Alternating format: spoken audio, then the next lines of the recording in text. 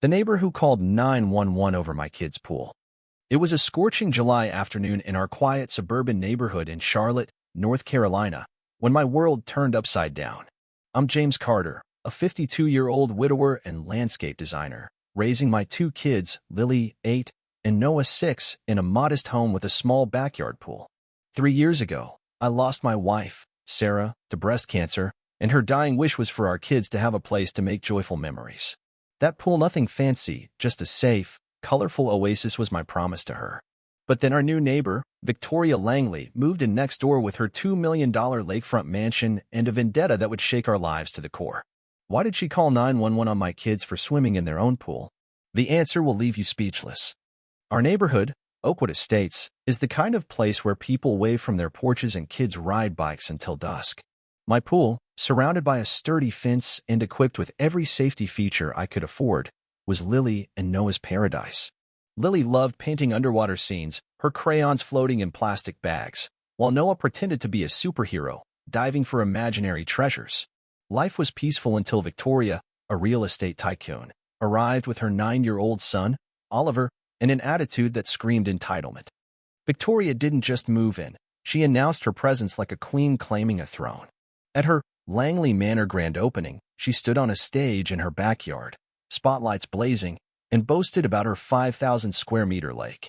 "It's a natural masterpiece," she declared, sneering toward my house, unlike those tacky chemical pools some people have.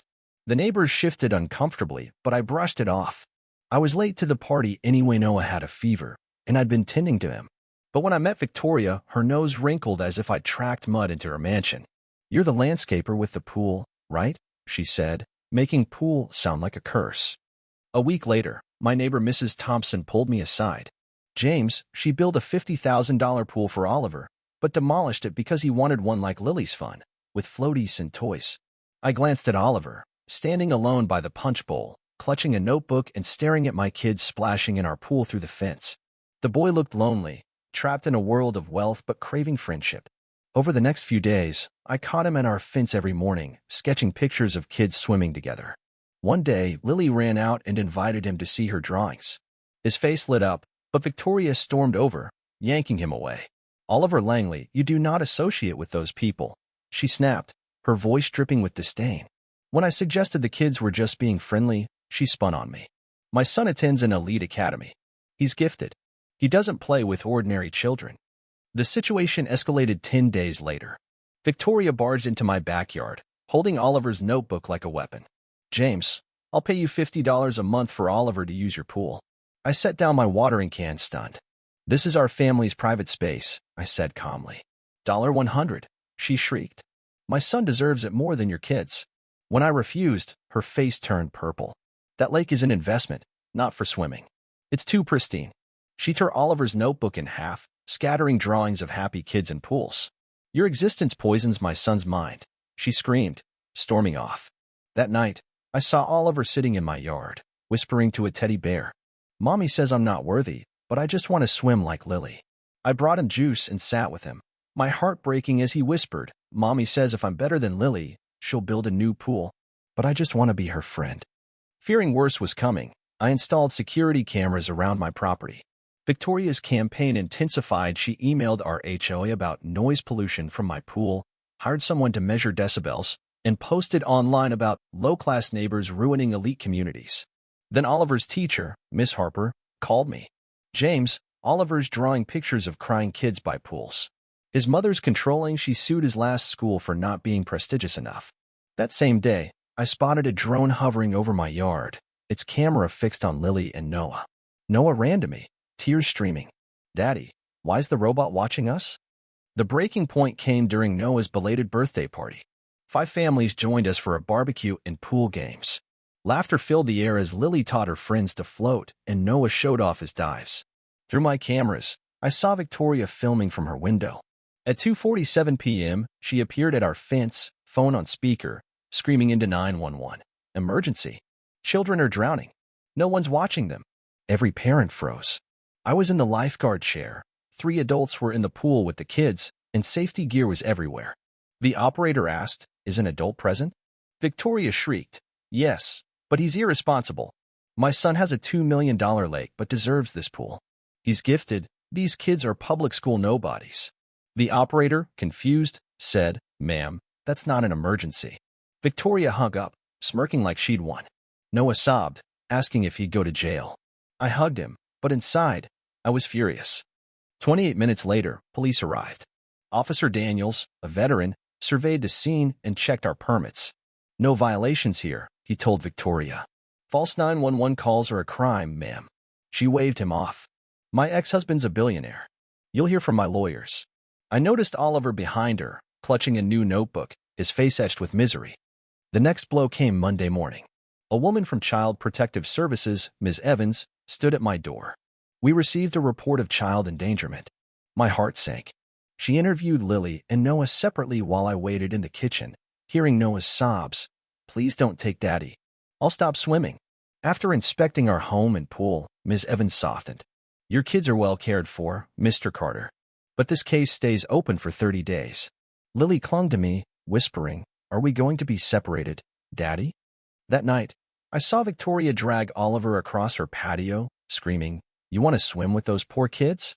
You're not worthy until you're better than them." I called my friend Tom, a lawyer. "This is war," I said.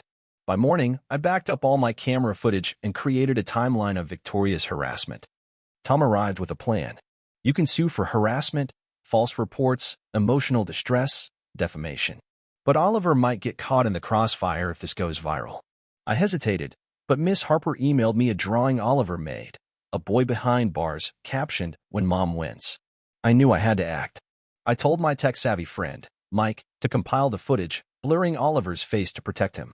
Then I planned a community pool party, inviting the neighborhood, the HOA, and a local news station. I rented a bounce house, hired a food truck, and set up hidden cameras. Victoria took the bait, commenting online, "Some people flaunt what others can't have." 25 families showed up, kids splashing and laughing. Victoria watched with binoculars, locking Oliver in his room. At 3 p.m., she burst out with a megaphone and sirens, screaming, "Illegal gathering. This man's under CPS investigation. My son's forced to watch welfare kids swim." A neighbor shouted, "Turn off that noise." Victoria ranted, "My lake's too fancy to swim and it's an investment." Then Oliver appeared at the fence, reaching for the pool, his notebook falling. Victoria grabbed him, screaming, "Don't touch that peasant pool." Parents gasped, some cried, and a news intern filmed it all. That night, Tom and Mike edited a video, Victoria's 911 call, her megaphone meltdown, and Oliver's heartbreaking reach for the pool. At 11:47 p.m., I posted it online. "When your neighbor calls 911 because your kids swim." Within hours, it hit 50,000 views. By morning, 2 million. By day's end, 5 million, with Reddit threads exploding. Comments raged, "Her lake's too fancy? That poor boy." Victoria's real estate page tanked with 1-star reviews. The HOA banned her from events, and Oliver's school reported her for emotional abuse. Victoria hired 3 law firms, sending a cease and desist letter.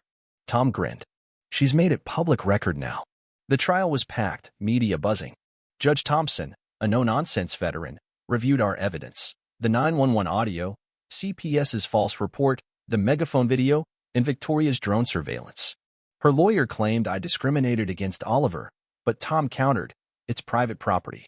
Then Tom called Oliver to the stand. Victoria leapt up. "He's mine. I forbid it." The judge silenced her. Oliver, trembling but brave, testified with his teacher and a child advocate. "Mommy says the lake has monster sharks, poison, but she swims there and posts pictures." He sobbed, describing the pool she built and destroyed because it wasn't elite. "She made me watch them break it with hammers.